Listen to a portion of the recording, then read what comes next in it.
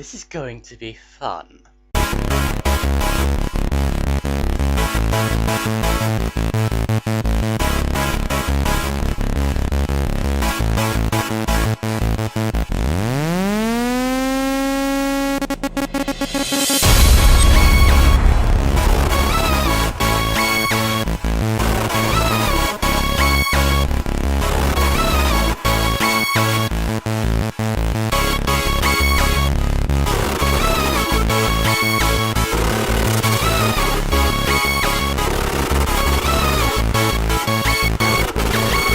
Hello YouTube, I'm Darkest101 and welcome to another Darkest101 review. Batman! It should come to no surprise to you guys that Batman is one of my favourite superheroes of all time. And that's mostly because he proves once and for all the best superpower to have is money. Now, let's say we trap him on an island, in an asylum with Luke Skywalker, and mix that together with steroid abuse and trippy ass nightmare sequences with some repetitive boss battles. What do you get? Batman, Arkham Asylum. It's time to step into the madhouse and experience some Batman. This is Batman, Arkham Asylum. In terms of looks, Arkham Asylum is gritty, dark, gloomy, and it perfectly captures the depressing atmosphere of the insane asylum. It looks just as you'd expect it to, not going for realism like you get in the Nolan movies, but more a comic book style approach that you'd get in an animated series. In terms of gameplay, Batman controls pretty damn well, especially in combat. While it does take a few tries to master the combat style, once you do, it perfectly showcases the Dark Knight as the martial arts master we expect him to be. The use of detective mode is also pretty damn helpful in stealth encounters too, letting you keep track of every enemy and plan out your attack in advance and carefully work through every move you have to make in order to eliminate every threat in the room without being detected once. In terms of actual detective work, however, this game sorely lacks, more often than not just leaving you a trail to follow around the island, rather than actually having you put together different pieces of clues to figure out where someone or something might be. For a first attempt on the part of Rocksteady though, this is actually pretty damn incredible, it has to be said. In terms of story, Batman has caught the Joker and is taking him back to Arkham. Because that's worked so well in the past, hasn't it? That's how many times have you locked Joker up in the asylum again? Over 9,000! It's no surprise, of course, when this happens. Get up! Now! Joker's loose. Alert the warden. Hurry! We're losing him now!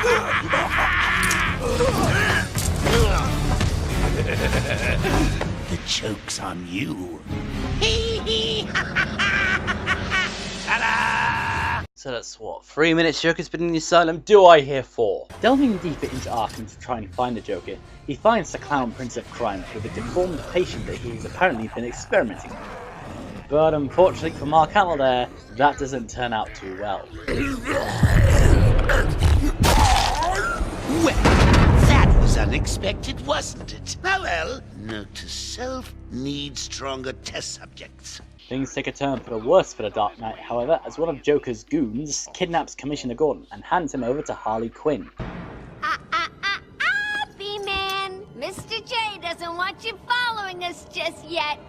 Jesus Christ, Arlene Sorkin, what happened? No, seriously, I know Harley isn't written with the style of the TV show, but god damn, there is no excuse for this appalling delivery! Also, is it just me, or does Arlene Sorkin sound more like Timmy Turner than fucking Timmy Turner does? Watch out, the young. Still, you know how Mr. J hates a squealer. And I want to know who he is, sweetie. Tracking Gordon and Harley to the medical facility, Batman rescues the doctors the Joker has in captivity.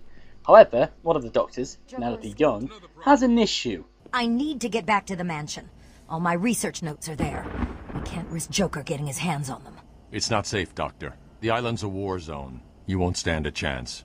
It's my life's work. You really don't have the authority to... I'll get her there, Batman. You ask me, it's about time for a little payback.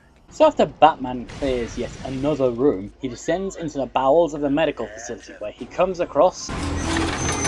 There is no crane. They're all over me! Only Scarecrow.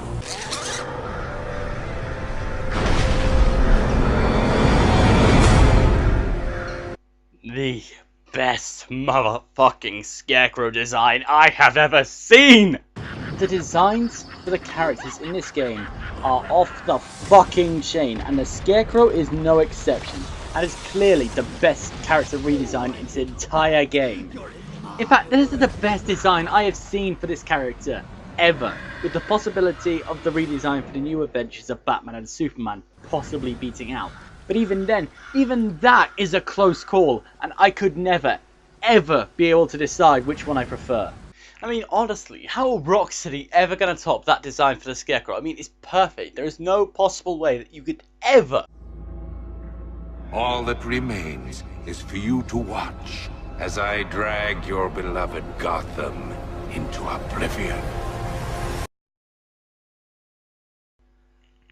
I want that fucking game. After fighting off the effects of Scarecrow's spear toxin, Batman finds and releases the Commissioner.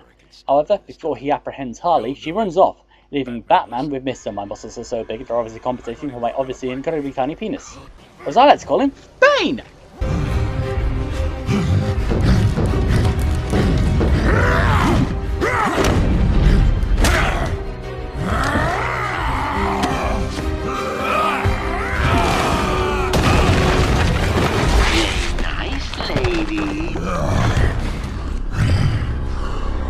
After an interesting boss battle, Batman knocks Bane the fuck out with the Batmobile and sends Gordon back to Gotham, before heading back to Arkham Asylum Batcave, where he analyzes the research notes of Dr. Young. Dr. Young was heading up a project. It was big, lots of external funding. Here are the last notes she filed. I can't make sense of it. What does it mean? Looks like she was experimenting on the Arkham patients. This new chemical only barely resembles the original Venom compound. There are a number of changes that appear to amplify the strength of the drug. Multiple references to a Titan formula. Even a small amount could trigger a Venom-like transformation in the host, eliminating the need for the storage tank Bane requires. Hang on. These notes aren't complete. The formula is missing. That must be the secret Dr. Young is hiding. If Joker gets his hands on this, he will create an army of 1,000 Banes. My God. Is Joker crazy enough to do that? What am I saying? You've got to stop. Chasing after Dr. Young in the Arkham Mansion to find her formula, Batman gets another mind raping from Scarecrow before discovering the Doctor in the Warden's office as a prisoner of Victor Zsasz. Saving the Doctor from being killed by Zsasz, she's instead killed by a Joker explosive. Harley appears to brag whilst also taking the Warden hostage, with Batman following close behind. After locking Harley away, Batman catches up to the Joker inside Dr. Young's Titan laboratory in the Arkham Gardens. Well, look who's discovered our secret lab. Since you've made it this far, let me show you what I've cooked up.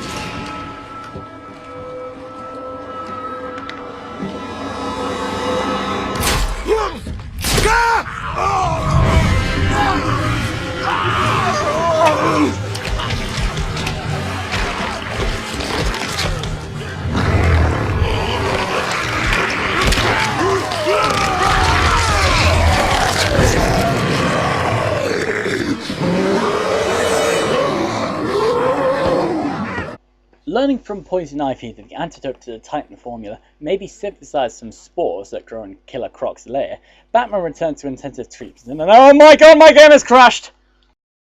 God, I don't save. Is the game broken? Is it fucked? Did I buy a bad copy or something? What?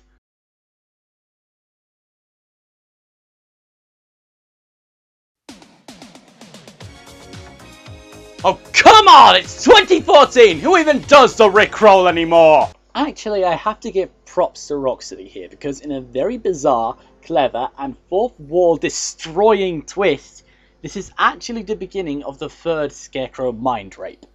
You were right, Mr. J. Classic martyr case with delusions of grandeur. Cuckoo. Just got to check your prisoner, dear. Whatever. Just be quick. It's not looking too good. No, he's not. We really should feel sorry for him. He never fully got over his parents' death. It left him quite insane. What is going on inside your head, Wayne? He's gone. Just a twisted shell of a man. Cut me free! He's all yours, Joker. Oh, goody. Come on, Mr. J, we're ready. I've waited a long time for this, Bats. Let's start the party with a bang. The third Scarecrow nightmare concludes with Batman kicking the crap out of that Scarecrow, which results in him racing down into the sewers. Before he can deposit his fear toxin into the Gotham City water supply, he is om-nom-nommed on, which is the technical term by the way, by Killer Croc. And this is where things get a little bit, jump scary. Or as I like to say, a bit like Resident Evil 6. I have to love and hate Rocksteady for what they did with this. I can love them because inside Croc's lair, Croc can attack Batman whenever and wherever he wants. This constant and omnipresent threat of Croc's attacks puts this as one of the most nerve-wracking experiences of the game.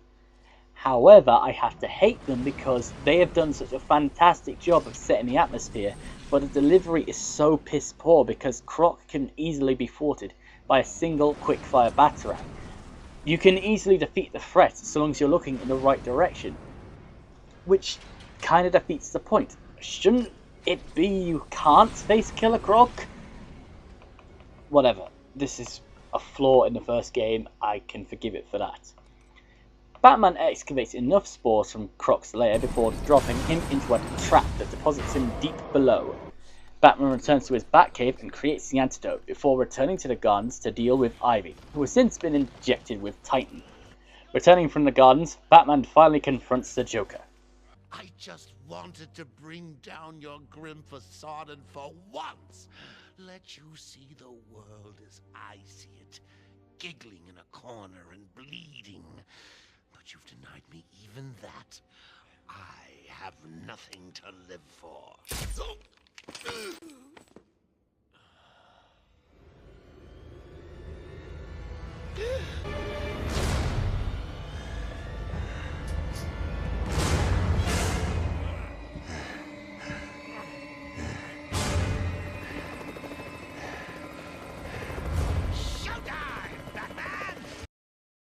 You're really riding this Titan for all it's worth, aren't you, Rocksteady?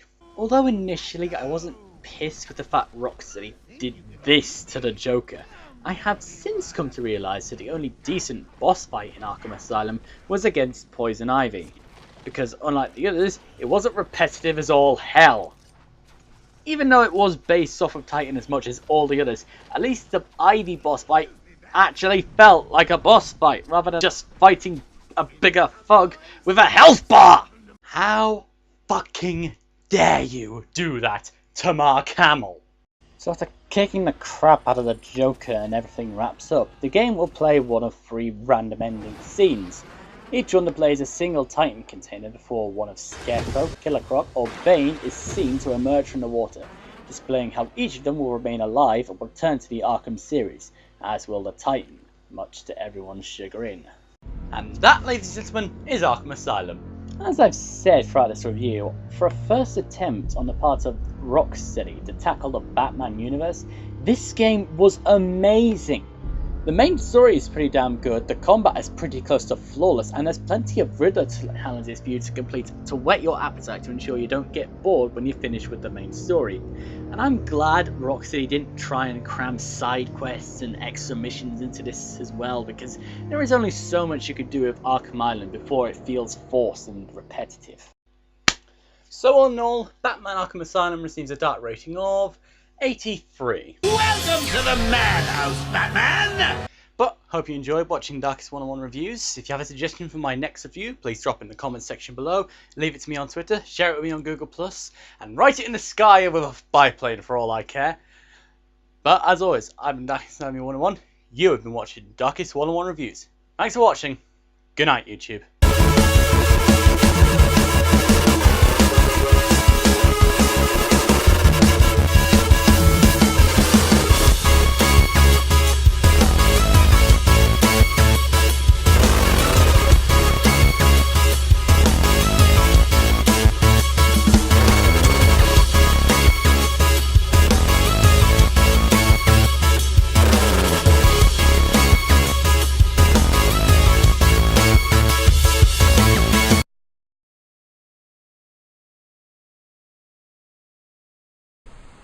David, shush. I am recording. Now shut up.